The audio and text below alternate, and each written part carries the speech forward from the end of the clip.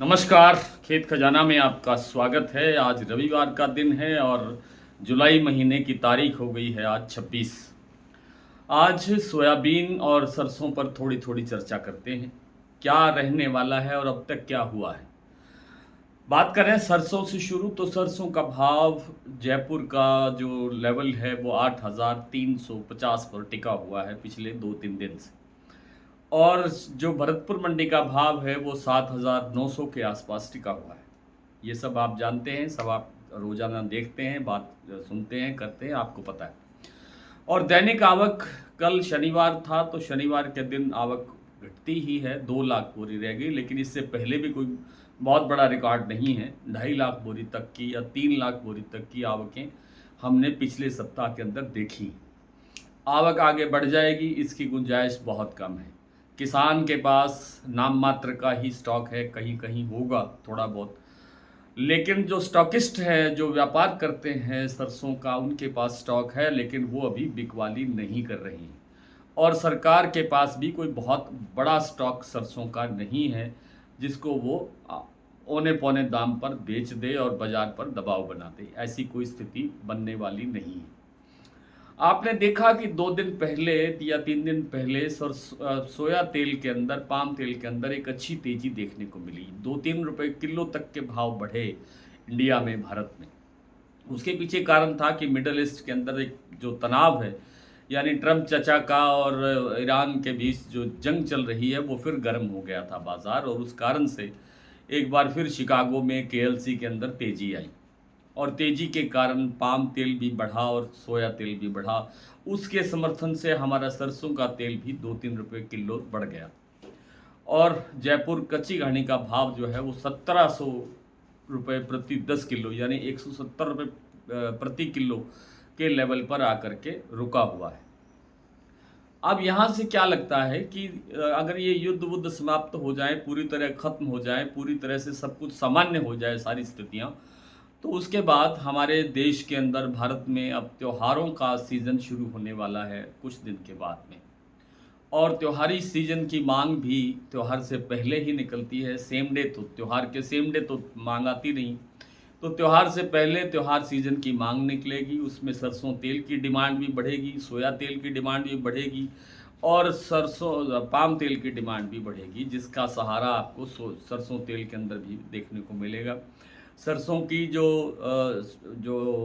अब सप्लाई है वो बढ़ने की कोई गुंजाइश नज़र नहीं आती है। इसलिए सरसों में अगस्त का जो फर्स्ट पखवाड़ा है, यानी 15 अगस्त तक एक अच्छी हाइट देखने को सरसों में मिल सकती है।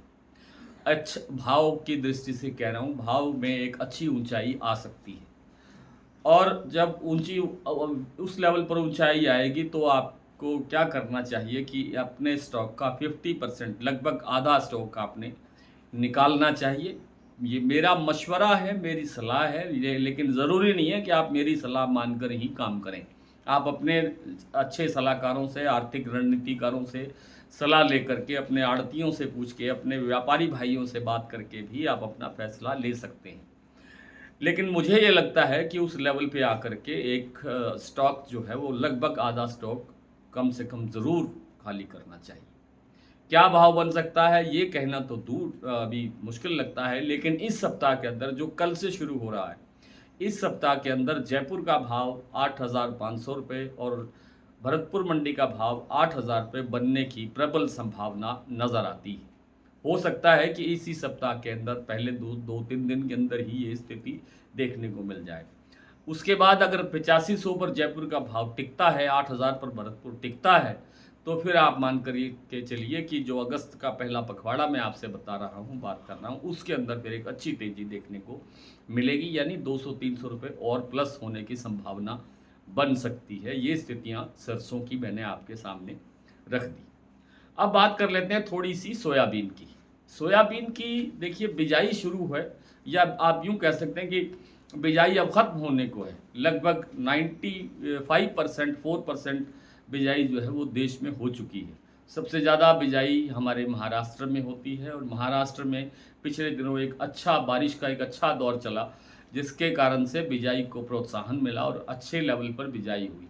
एक अनुमान सरकार ने जो दिया है, सरकारी आंकड़ा ये कहता है कि लगभग 113-114 लाख हेक्टेयर के अंदर सोयाबीन की बिजाई जो है वो हो चुकी है। और सोयाबीन की जो फसल आने की संभावना बनती है वो बनती है सितंबर के फर्स्ट वीक में। थोड़ी बहुत वहाँ से शुरू हो जाती है और तब जा कर के बाज़ार पर थोड़ा दबाव बनने की संभावना, एक मनोवैज्ञानिक दबाव होता है, वो बनने की संभावना बन सकती है। बिजाई कितनी बढ़ेगी, कितना घटेगा, असल स्थितियाँ जो है वो बाद में सामने आती हैं, आप सब जानते हैं।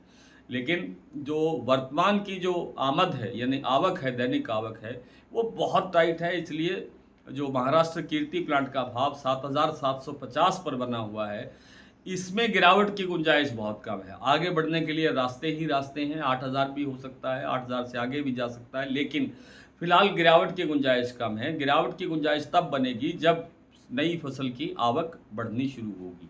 और मुझे ये लगता है कि जिस तरह से सरसों अगस्त में अपना हाइट बनाएगी, एक अच्छी हाइट बना सकती है, उसी दौरान ही सोयाबीन का भी एक अच्छा हाई लेवल अगस्त में ही बनने की संभावना है। बाकी अपना काम, अपना व्यापार, अपना कारोबार अपने विवेक से करना चाहिए, अपने सलाहकारों से सलाह लेकर के करना चाहिए। आज इतना ही, कल आपसे फिर मुलाकात होती है, तब तक के लिए नमस्कार।